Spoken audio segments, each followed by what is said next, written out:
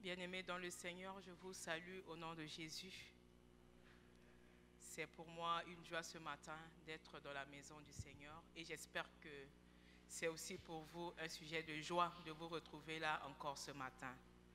Ce matin, nous sommes venus non seulement pour écouter une personne, mais je crois que quand nous avons décidé ce matin de faire un cheminement vers la maison de Dieu, nous venons rencontrer notre Dieu. Nous venons écouter notre Dieu. Nous venons répondre aussi à l'appel de son amour envers nous, car c'est lui qui nous a aimés le premier. Et vu que c'est lui qui nous a aimés le premier, c'est lui qui nous a invités en ce lieu, il invite aussi nos cœurs afin que nos cœurs soient inclinés au-devant de lui, parce qu'il a quelque chose de particulier pour nous. Nous bénissons le Seigneur pour ce moment de louange et d'adoration que nous venons de passer devant lui. Ce matin, le pasteur est en déplacement à notre paroisse annexe à Kénétra. Et il y a beaucoup de nos frères et sœurs aussi qui sont en déplacement à Casablanca dans le cadre de la retraite nationale des intercesseurs nationales. Et également, nous avons aussi les hommes de notre paroisse qui sont en sortie ce matin à Kénétra. Mais je bénis aussi le Seigneur de vous avoir aussi ce matin avec nous dans le culte. Soyez bénis. Ce matin, le Seigneur a mis dans mon cœur un passage que nous allons partager ensemble, une méditation qui va dans la suite de ce que nous avons suivi les 2 dernières semaines, à savoir la rencontre avec le ressuscité. Nous avons eu 2 enseignements là-dessus et encore aujourd'hui, nous allons terminer cet enseignement et également voir encore un autre aspect de la résurrection de Christ. Je vous invite à pouvoir prendre vos Bibles et à ouvrir dans l'Évangile selon Jean au chapitre 21. L'Évangile selon Jean au chapitre 21, verset 1 au verset 14. Je lis dans la version Parole de vie. Jésus au bord du lac de Tibériade. Après cela, Jésus se montre encore à ses disciples au bord du lac de Tibériade. Voici comment il se montre à eux. Simon-Pierre, Thomas appelé le jumeau, Nathanaël qui est du village de Cana en Galilée, les fils de Zébédée et 2 autres disciples sont ensemble.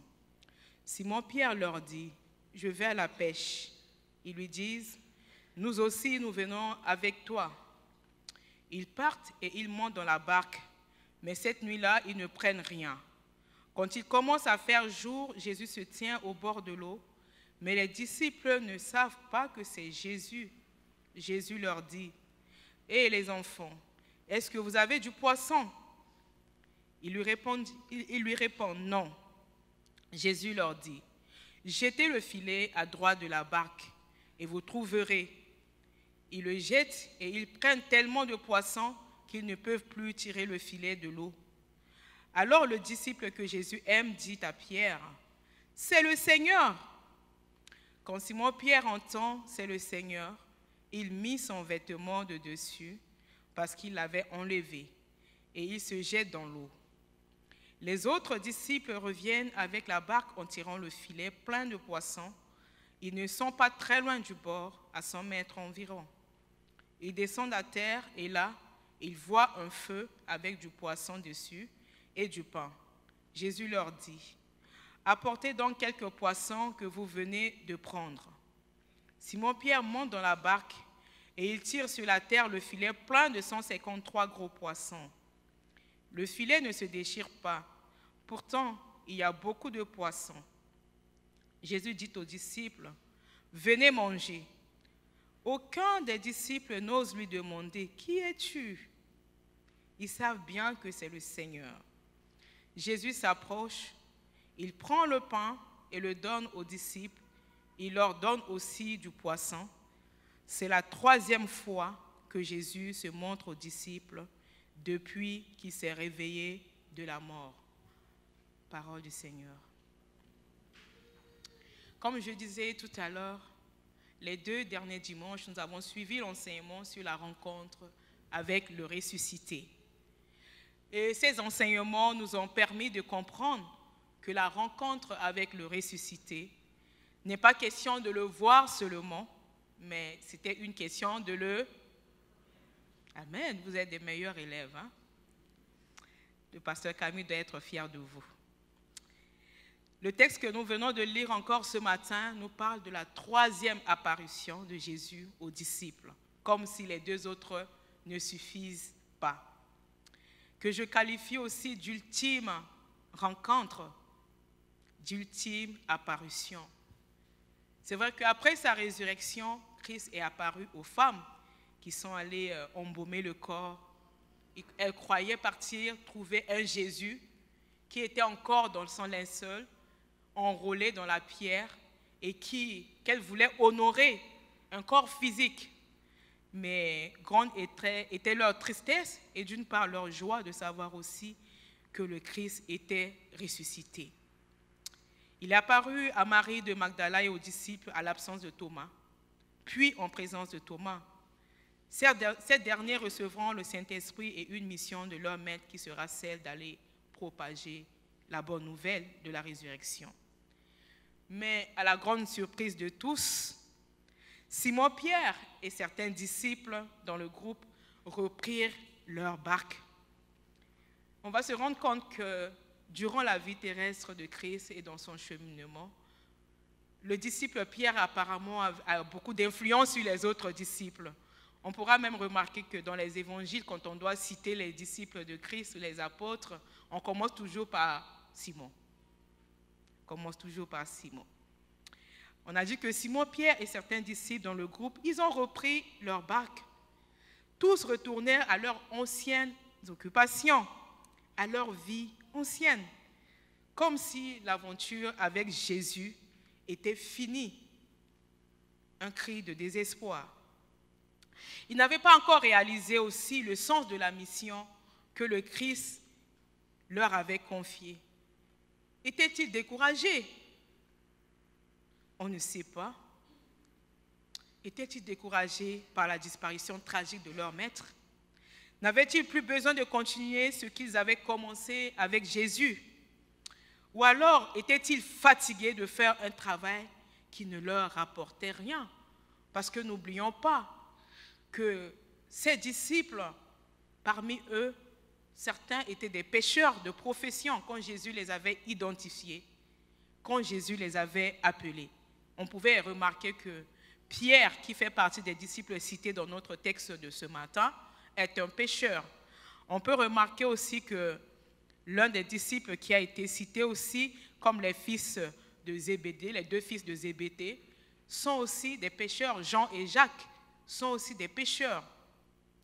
Et alors, leur nostalgie apparaît tout de suite après la disparition de leur maître. Voilà autant de questions qu'il faut se poser face au comportement et à la réaction des disciples après la dernière visite de leur maître. Face à ce découragement, Jésus donc devait revenir et recentrer l'objet de leur mission afin de les relancer dans leur vocation apostolique. Nous avons vu que c'est Jésus qui prend toujours l'initiative de pouvoir se manifester à eux. Dans sa nouvelle condition d'existence, bien sûr, pas dans la condition d'existence en tant que ce Jésus qui était avec eux comme homme, qui s'est fait chair, qui marchait avec eux, mais ce Jésus ressuscité qui n'est plus dans ce corps physique.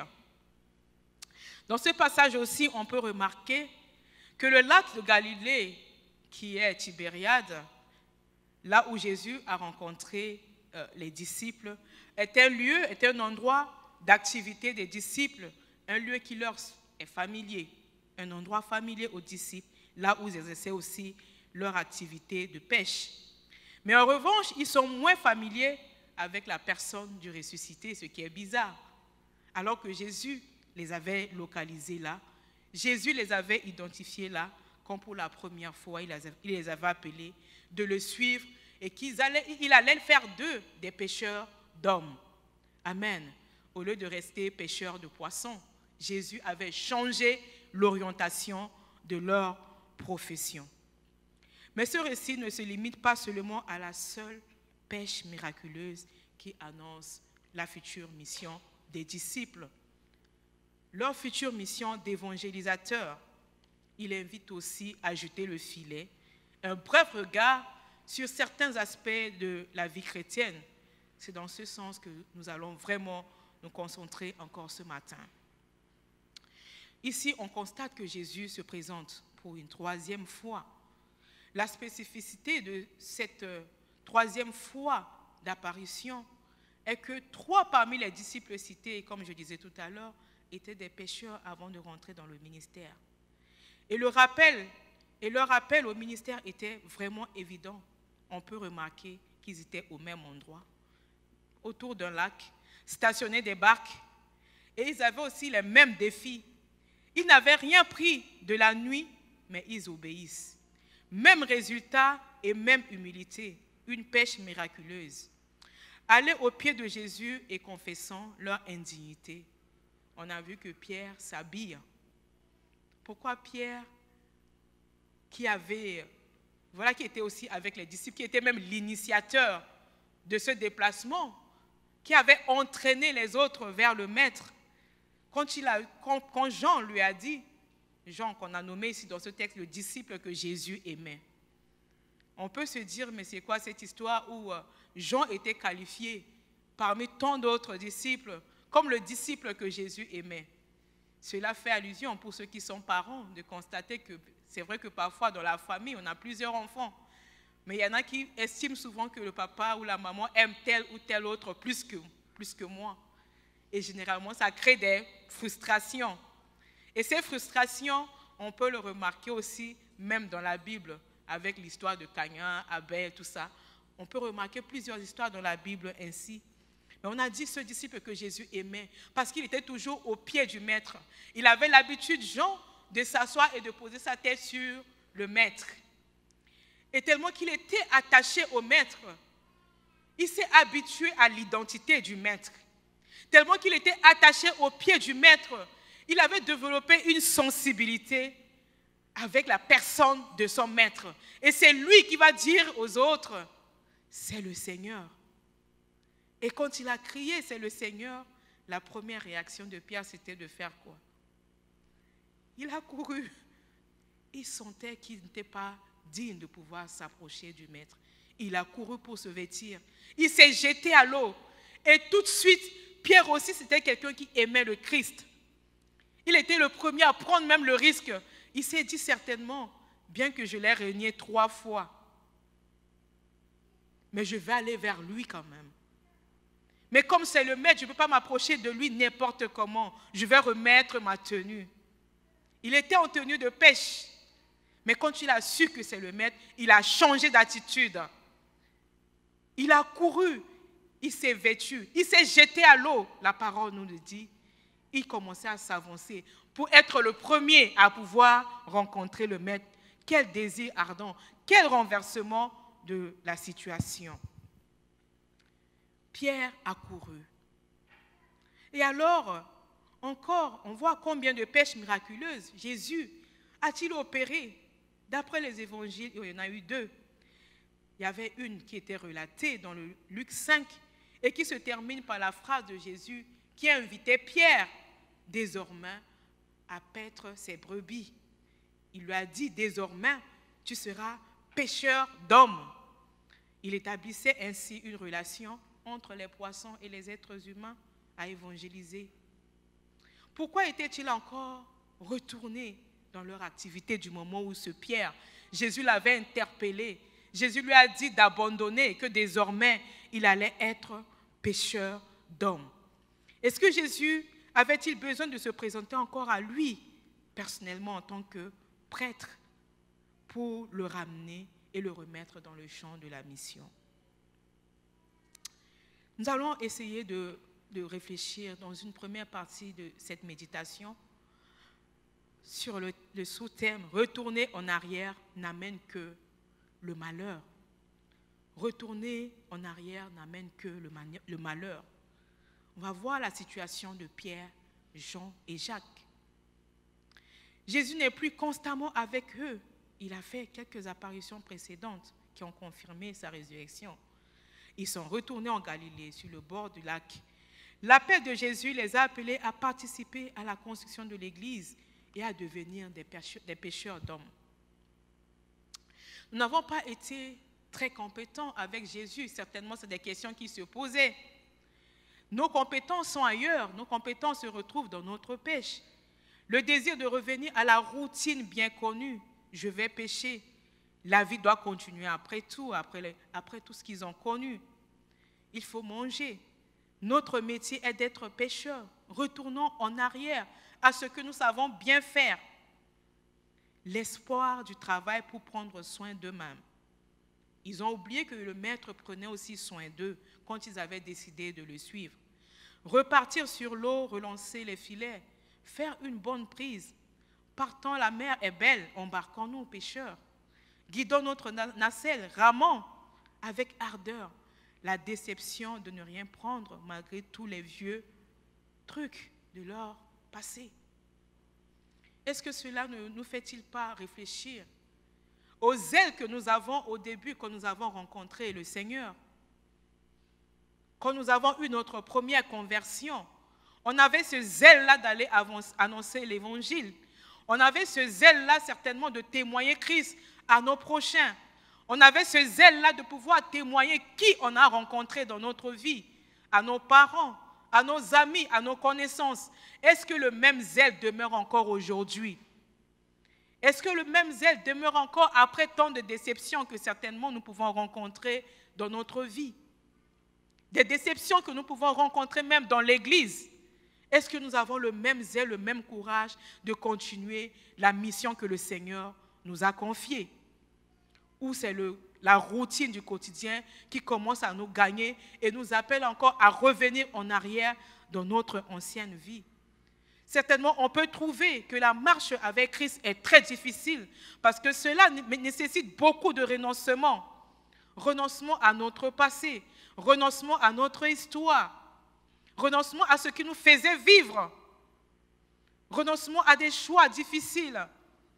Mais ce matin encore, le Seigneur nous demande de pouvoir reconsidérer encore nos voies. Que le retour en arrière n'est pas la solution. Le retour à notre passé ne peut que nous guider vers le malheur. Mais le Seigneur nous demande encore de retrouver ce zèle que nous avons avant pour le servir. Ce zèle que nous avons avant de pouvoir intercéder pour les âmes. Ce zèle que nous avons avant d'aller dans les hôpitaux visiter les malades, prier pour les malades. Ce zèle que nous avons avant, quand nous avons rencontré le Seigneur, de pouvoir exercer le don de libéralité, de donner à celui qui n'a pas.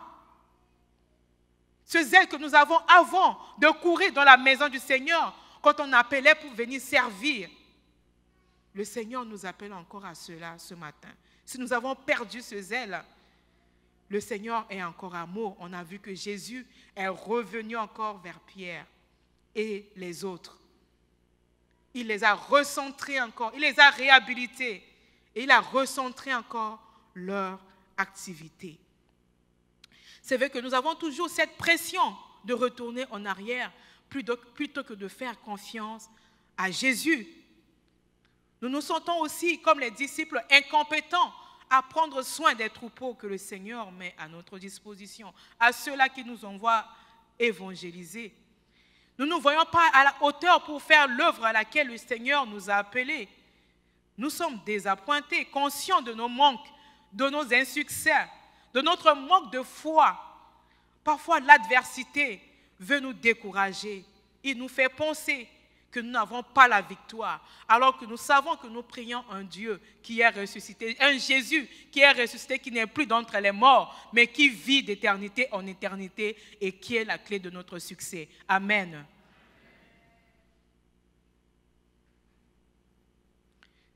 Nous avons la victoire.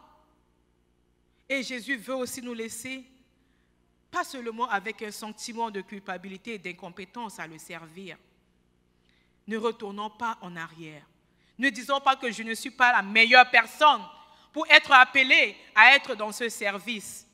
Jésus n'attend pas de toi la compétence. Il attend tout simplement de toi de répondre à l'appel, d'accepter et de croire que c'est le ressuscité qui t'appelle, d'avancer avec ses incompétences et c'est lui qui va t'équiper pour que tu puisses bien faire l'œuvre. Amen. Retourner en arrière n'a pas aidé non plus, n'a pas été le bonheur ni pour Pierre, ni pour les autres. C'est parfois notre réaction après un coup de zèle. C'est parfois notre réaction quand nous avons tellement intercédé pour un mariage qui ne tarde à venir, pour une déception que nous avons eue dans une relation, pour un cas de maladie pour lequel nous avons prié depuis des années, demandant, attendant la guérison entre les mains du Seigneur. Cette guérison n'arrive pas tout de suite et tout de suite la déception nous gagne. Nous attendons toujours aussi une promotion. Quand nous avons prié pour avoir le travail, le Seigneur nous donne le travail, mais nous avons l'intention de faire de la routine. À tel point que depuis 5 ans, 10 ans, nous sommes toujours au même poste. Seigneur, pourquoi ça? Pourquoi les autres avancent? Ne suis-je pas ton enfant? Est-ce que je ne te sers pas? Pourquoi les autres avancent et pas moi? Déception aussi, quand nous sommes dans les affaires et que nous voyons que nous ne recouvrons jamais de bénéfices. Tu vends, tu travailles, dur labeur, tu fais des pubs, tu lances ton marketing, mais après tu te rends compte qu'à la fin des activités, tu n'as que le capital, les bénéfices ne sont pas là. Quelle déception! C'est comme tu ramais à contre-courant. Bien-aimés, combien les difficultés de la vie ne nous entraînent pas à perdre notre foi, à renier parfois le Maître et à envier l'ancienne vie. Nous nous trouvons parfois difficiles et nus devant le Maître, comme Pierre qui était nu devant son Maître et qui a couru. Mais la bonne nouvelle est que devant cette déception, devant cet effort humain, devant ce dur labeur, on a vu au petit matin, le Maître a apparu. Waouh! L'espoir est là. Je viens encore te dire ce matin, qu'importe la durée de la nuit, qu'importe la durée de ton épreuve, qu'importe la durée de ta maladie, qu'importe la durée du célibat que tu traverses depuis des années, qu'importe ce que tu attends de la part du Seigneur, le matin arrive pour toi. Christ se dresse à l'aurore pour toi. Il te voit, il a vu ta misère. Christ a vu ta misère. Il a vu que toute la nuit tu as péché, tu n'as rien trouvé. Il sait que ton filet est vide. Et ce matin, il vient encore remplir ce filet. Comme il a fait aux disciples, la promotion tant attendue, le Seigneur vient te déposer cela ce matin dans ton filet qui est vide. Étire ton filet par la foi. Et en tirant ce filet, rends-toi compte que le Seigneur est dans ce filet. Parce que tous ces poissons sont des âmes que Jésus voulait faire représenter aux disciples. Ce n'était pas que des poissons, c'était l'image des âmes. Le matin, qui est le symbole de l'exaucement, ce matin, le Seigneur veut te rappeler que ton matin d'exaucement est là. Mais tu dois agir. Comment agir? Parce que quand le Seigneur a apparu, qu'est-ce qu'il a dit? J'ai beaucoup aimé cette expression. Il a dit, « Et les enfants !» Waouh! J'ai aimé la façon dont Jésus a interpellé ses disciples. « Et les enfants !» Une interpellation d'amour, d'amitié, une sensibilité. Il pouvait dire, « Qu'est-ce que vous faites là? Mais qu'est-ce que vous êtes têtus? Moi, je me suis apparu à vous. Je vous ai appelé. Comment vous pouvez retourner encore à votre ancienne vie? Comment vous pouvez encore retourner à votre activité de la pêche? » Jésus ne s'est pas comporté comme un père qui, quand un enfant a un échec, arrive à la maison avec son bulletin qui n'est pas souvent évident à voir. Le père commence à crier, jusqu'à renier parfois l'identité de son enfant, jusqu'à dire, est-ce que vraiment je suis ton géniteur? Moi, je ne suis pas aussi idiot et têtu comme toi. Comment tu peux m'amener une telle note? Vous voyez comment nous les hommes, on est tellement rigoureux avec nos prochains, comment on est tellement exigeants, comment nous-mêmes on fixe parfois des standards que nous-mêmes on n'est même pas à la hauteur de pouvoir atteindre. Mais voilà la réaction du Christ. Christ ne s'est pas comporté comme ça avec les disciples. Il a dit, hé les enfants, il avait pitié d'eux, il avait compassion d'eux. Et cette compassion l'a poussé à les interpeller avec un air doux, parce qu'il a dit aussi quelque part qu'il est doux et humble de cœur, n'est-ce pas? Et il a prouvé ici par l'interpellation des disciples. Il a dit, hé les enfants, hé les enfants, est-ce que vous avez du poisson? Jésus, voyant que leur barque était vide, il savait. Mais il a quand même posé la question de savoir, est-ce que vous avez du poisson? Ils répondirent non. Ce matin, Jésus attend aussi. Jésus te pose la question, est-ce que tu as du poisson dans ton filet? Qu'est-ce qui te manque? Qu'est-ce qui manque à ton bonheur ce matin pour que Jésus y ajoute, afin que tu puisses vivre le plein épanouissement d'un enfant de Dieu, afin que tu puisses vivre le plein épanouissement de ton identité en Christ? Qu'est-ce que tu as? Est-ce que tu as du poisson? Certainement que depuis des années, tu as été dans le service, tu n'as jamais ramené une seule âme à Christ. Le Seigneur te pose la question ce matin. Est-ce que tu as du poisson? Si tu n'as pas, réponds tout simplement au Seigneur. Voilà, il veut remplir ton filet. Quand les disciples ont dit non, Jésus ne s'est pas seulement arrêté à cela. Il a dit, jetez le filet à droite de la barque et vous trouverez. Ils le jettent et ils prennent tellement de poissons qu'ils ne peuvent plus tirer le filet de l'eau. Amen. Quand Jésus a ordonné aux disciples de jeter le filet, est-ce qu'ils ont discuté avec Jésus? Est-ce qu'ils se sont posé la question? Pas du tout. Je pense que quelque chose les interpellait au-dedans d'eux. Ils se sont rendus compte que c'est le maître. À ce moment-là, Jean n'avait pas encore dit aux disciples que c'était le Seigneur. Mais tout simplement, quand Jésus a dit « jetez le filet à droite », ils ont tout simplement obéi. Ils ont jeté le filet à droite sans pour autant réfléchir. Mais qui peut nous donner cet ordre-là à jeter le filet à droite? Du moment où toute la nuit, nous avons ramé, nous avons râlé, toute la nuit, nous avons travaillé sans succès. Il est qui ce monsieur pour venir nous dire de jeter le filet à droite? Nous sommes déjà passés là, nous sommes repassés là. Parce que la Bible nous dit qu'ils ont travaillé toute la nuit. C'est tellement même ce côté-là où Jésus leur avait demandé de poser le filet. Ils avaient déjà jeté leur filet. Il n'y avait pas de succès. Mais quand Jésus a parlé, il n'y avait aucun doute. Ils n'ont même pas douté, ils n'ont même pas hésité. Ils ont tout simplement jeté leur filet. Et quand ils ont jeté le filet, la pêche miraculeuse. Ce matin, pose juste un acte de foi.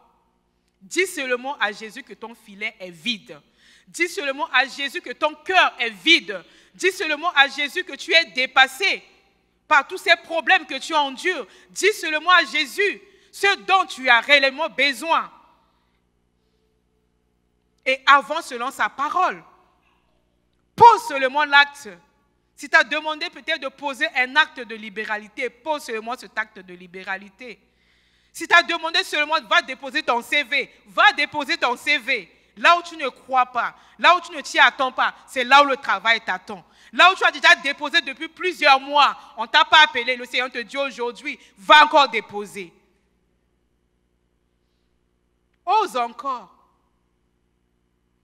Là où tu as vu que tu as attendu longtemps, le Seigneur te dit ce matin, reprends courage, avance ton filet, jette ton filet et tu verras le poisson que tu vas ramasser. Tu verras le nombre que tu vas ramasser. Il y aura le travail qui viendra se cogner à ta porte. De telle sorte que tu te diras personnellement, mais Seigneur, j'ai tellement cherché, j'ai l'embarras de choix maintenant. Je vais vous donner juste un témoignage. quand j'ai terminé les études, je traversais un moment de chômage, juste parce que voilà, je ne voulais pas travailler dans les propositions que j'avais reçues.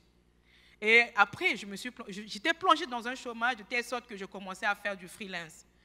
Je faisais que des consultations, tout et tout. Mais au fond de moi, ce n'est pas ce que je voulais faire à long terme. Et un jour, je priais avec ma maman et elle me dit, tu sais quoi, de la lune, un jour, le travail aura les pieds, aura les mains et viendront vers toi. Et c'est toi-même qui vas choisir ce que tu dois faire. J'ai pris la parole là, pas avec beaucoup de foi quand même. Hein? Je l'ai prise comme une parole et puis bon, ça m'a encouragée quand même. Et bien effectivement, quand je devais vraiment trouver du travail, cette parole était devenue une vérité dans ma vie, où effectivement j'avais plusieurs choix et j'avais des difficultés à réaliser ou à effectuer le choix que j'avais à faire. La parole du Seigneur s'était accomplie. Ce matin, c'est ce que le Seigneur te dit. Repars encore dans la prière. Tu as prié peut-être depuis des semaines. Tu as fait 3 jours de jeûne, tu as fait 10 jours de jeûne, tu as fait 41 jours de jeûne, tu as fait 50 jours de jeûne. Tu n'as pas trouvé la solution. Le Seigneur te dit tout simplement ce matin, repars encore dans ta chambre. Repars encore dans l'intimité. Plie les genoux. Crie à moi. Pose vraiment ton problème avec un cœur sincère et avec foi et fermeté. Tu auras le filet. Tu auras le poisson dans ton filet. Alors le disciple que Jésus aimait dit à Pierre, c'est le Seigneur. Quand Simon-Pierre entend cela, il met son vêtement de dessus parce qu'il avait enlevé et il se jette dans l'eau. Les autres disciples reviennent avec la barque en tirant le filet plein de poissons. Ils ne sont pas trop loin du bord, à 100 mètres environ. Ils descendent à terre et là, ils voient un feu avec du poisson dessus et du pain. Jésus leur dit, apportez donc quelques poissons que vous venez de prendre. Simon-Pierre monte dans la barque et il tire sur la terre le filet plein de 153 gros poissons. Le filet ne se déchire pas. Pourtant, il y a beaucoup de poissons. Amen. Ce qui est encore curieux dans ce texte est que Jésus, quand il a demandé aux disciples, est-ce que vous avez du poisson? Quand les disciples ont répondu non, il leur a dit de pouvoir jeter le filet. Ils ont jeté le filet à droite. Ils ont pu trouver leur poisson, c'est vrai. Mais on nous dit ici dans le texte encore, quand ils ont pu atteindre le rivage, ils ont trouvé que le maître avait déjà brisé du poisson. Il y avait du pain même. Jésus a toujours une provision suffisante. Il n'attend pas nos biens. Qu'est-ce que nous avons que c'est lui qui ne nous a pas donné? Amen. Bien-aimés, quand on nous demande de s'aimer dans la maison de Dieu, on pense que voilà, les pasteurs sont des mendiants, les responsables ont besoin de notre argent, Dieu a besoin de notre 20 dirhams, 50 dirhams que nous mettons dans la corbeille. Dieu a une provision suffisante dans son royaume. Mais il veut juste un signe de reconnaissance. C'est pour cette raison qu'on nous demande d'apporter dans la maison du trésor nos dîmes et offrandes. C'est juste un signe de reconnaissance. Jésus, quand il a demandé aux disciples de pouvoir apporter le poisson, lui-même avait déjà du poisson, il avait déjà du pain parce qu'il est Dieu. Il a tout ça dans son royaume, il était descendu avec ça. Amen. Avance avec ton poisson, avance avec ton talent que tu as de disponible. Avance avec le peu que tu connais faire dans la maison de Dieu. Il a la provision pour compléter, afin de te donner la compétence dont tu as besoin pour réaliser le service pour lequel l'Église t'appelle à faire. Amen. Ne restons pas insensibles à cet appel de Dieu. Jésus avait déjà une provision. Et quand Jésus disait aussi de jeter le filet du côté droit, pourquoi est-ce qu'il ne pouvait pas aussi jeter du côté gauche? Bien aimé, cette recommandation nous concerne dès aujourd'hui. Ça nous concerne. La Bible nous dit que Jésus est assis à la droite de Dieu. Et puisqu'il est assis à la droite de Dieu, il a toutes les provisions possibles qu'il a reçues du Père.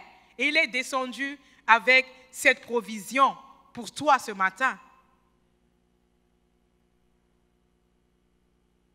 Il est assis à la droite de Dieu parce qu'il est le bien-aimé. Et il te fait asseoir aussi avec lui comme co-héritier de son royaume. Et quand tu es co-héritier de son royaume, tu ne manques de rien. Parce que toi aussi, tu bénéficies des avantages dont l'héritier principal a. C'est l'endroit où Dieu t'attend à travers la demande de son Fils Jésus. Il a préparé quelque chose pour toi, pour le bonheur quand tu pries sans cesse. Quand tu cries, il est là, il t'écoute. N'abandonnons pas, ne lâchons rien, ne nous décourageons pas. L'Ecclésiaste pouvait nous dire, il y a un temps pour toutes choses, un temps pour gagner, un temps pour perdre, un temps pour avoir et un temps pour ne rien avoir, un temps pour réussir et un temps pour échouer. Et que quand ce temps n'est pas encore arrivé, rien ne peut marcher, car c'est Dieu seul qui régule le temps de toutes choses. Ce qui veut dire que tout effort humain sans le secours et l'aide du Christ n'est que stérile et vain. Amen. Tu peux faire les efforts de toi-même. Tu peux déployer tous les efforts que tu veux. Mais ces efforts vont s'apparaître vains quand le temps de Dieu n'est pas encore là. Quand la saison n'est pas encore arrivée. Recherche la bonne saison que le Seigneur a pour toi. Inscris-toi, connecte-toi à cette saison-là. Ne laisse pas passer cette saison. Développe la sensibilité avec l'Esprit Saint et il te dira, à ce moment précis, c'est à ce moment-là qu'il faut poser l'acte pour avancer. Pour finir encore ce texte, on nous dit, Simon-Pierre monte dans la barque et tire sur la terre le filet, plein de 153 gros poissons. Le filet ne se déchire pas. Pourtant, il y a beaucoup de poissons. Jésus dit aux disciples, venez manger. Aucun des disciples n'ose lui demander, qui es-tu? Ils savent bien que c'est le Seigneur. Jésus s'approche, il prend le pain et le donne aux disciples. Il leur donne aussi du poisson. C'est la 3e fois que Jésus se montre aux disciples depuis qu'il s'est réveillé de la mort. Les commentateurs de la Bible pouvaient nous dire que les 153 gros poissons étaient de plusieurs espèces. Ce n'était pas seulement l'espèce peut-être de maquereau, du thon, de sole ou de quoi. C'était tout ça mélangé. Est-ce que cela ne nous fait pas réfléchir aussi que dans la maison de Dieu, le filet, la barque qui est la maison de Dieu, le filet avec les poissons qui sont dedans, avec ces différentes espèces, ne nous font-ils pas penser que nous sommes aussi tous différents dans la maison de Dieu? Et que ce n'est pas beau de pouvoir aussi rester dans cette diversité, mais dans l'unité avec le Christ. Nous sommes tous différents, mais Jésus nous met tous ensemble. Il nous met tous ensemble parce qu'ensemble nous pouvons gagner. Parce qu'ensemble nous pouvons nous soutenir. Parce qu'ensemble nous pouvons pleurer sur les épaules de nos frères et sœurs. Ne restons pas dans notre coin pour pleurer notre misère tout seul. Peut-être que l'autre est fort, il peut soutenir celui qui est faible. Peut-être que l'autre est faible, il a besoin de celui qui est fort. Et nous sommes de différentes cultures. Et la beauté même de l'Église au Maroc, c'est cela. Nous venons des horizons divers. Mais le Seigneur fait de nous un peuple. Le Seigneur nous rassemble du nord au sud, de l'est à l'ouest. Je peux comprendre comment dire bonjour en lingala mbote. Mais je ne saurais pas comment dire en baoulé ou en dioula, malheureusement. À moins que Michel me l'apprenne après. Amen. Les poissons étaient de différentes espèces. Supportons-nous mutuellement, même si nous sommes différents. Supportons-nous dans notre différence. L'autre est très colérique, peut-être avec ton brin de joie que tu lui apportes chaque dimanche quand tu le rencontres dans la cour. Tu viens l'embrasser avec joie. Tu lui communiques la joie du Seigneur. Petit à petit, il va se dire, mais je viens ici, je suis contaminé par la joie. Pourquoi je viens toujours, je suis grognon et bizarre? Non, je veux aussi être dans la joie, comme l'autre. Hier, on était à Kénétra pour une formation et le pasteur donnait un témoignage. Il disait, il y a une personne qui venait au culte. Bon, l'intention n'était pas bonne, bien sûr, mais bon, le Seigneur, dans l'intention qui n'est pas bonne, saisit cela aussi pour arracher, pour gagner des âmes. C'est un frère, les frères. Il faut venir dans la maison de Dieu avec la bonne intention. Il y a un frère qui venait dans notre culte, mais avec une intention bienveillante ou malveillante, je ne sais pas comment qualifier. Il aimait tellement le sourire d'une sœur qui chantait à la chorale. Waouh! Quand vous chantez là, il y a certains cœurs qui bougent.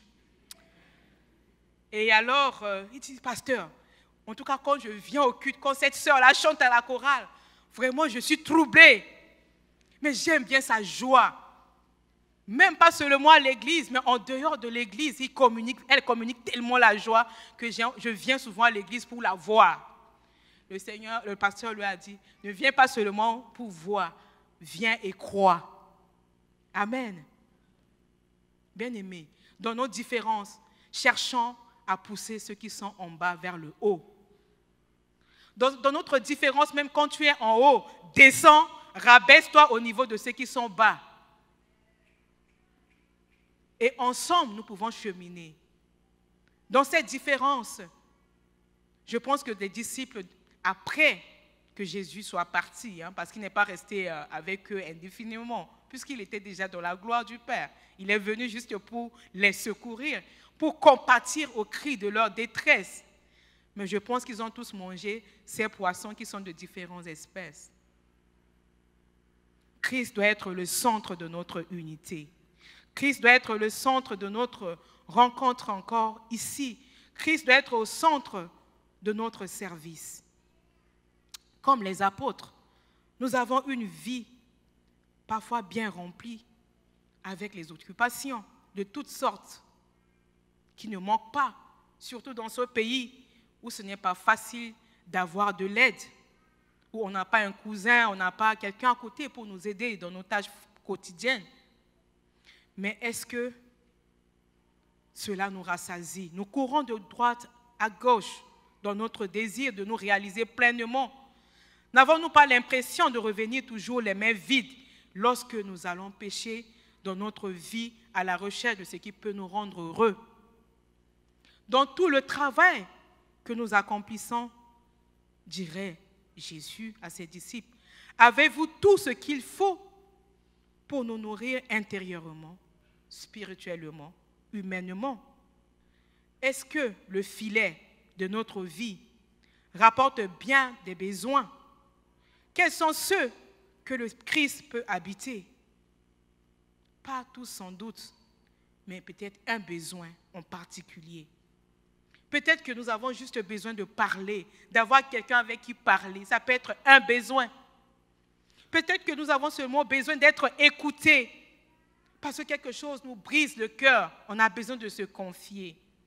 Peut-être que dans notre tralala de tous les jours, on a besoin d'être réconforté parce qu'on passe par des moments difficiles. On a besoin de quelqu'un pour nous blottir dans les bras comme Dieu nous blottisse dans les bras, dans ses bras d'amour. On a besoin de ce réconfort. Peut-être qu'on a besoin d'être pardonné.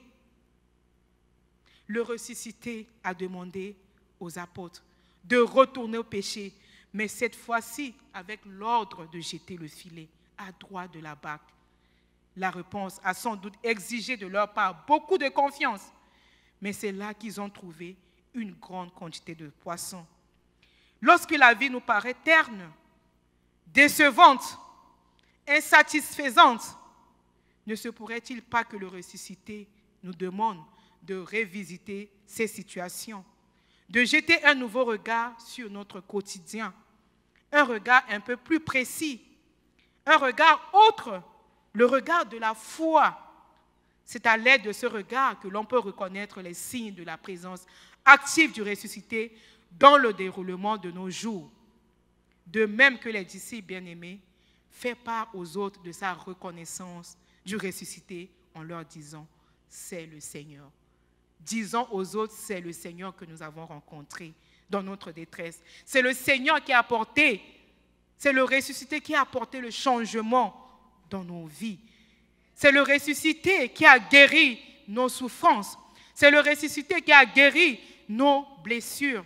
Partageons le fruit de notre foi, le fruit de foi de se ressusciter avec les autres, afin qu'encore des vies soient transformées, afin qu'encore des vies soient changées, afin qu'encore des vies puissent venir à Christ.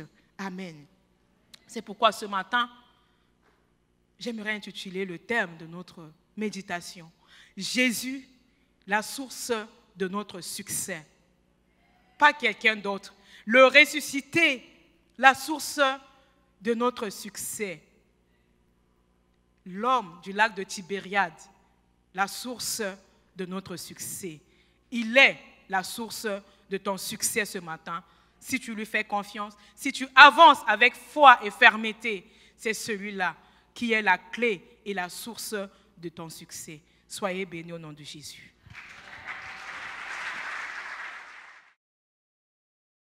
Calvin, let's go.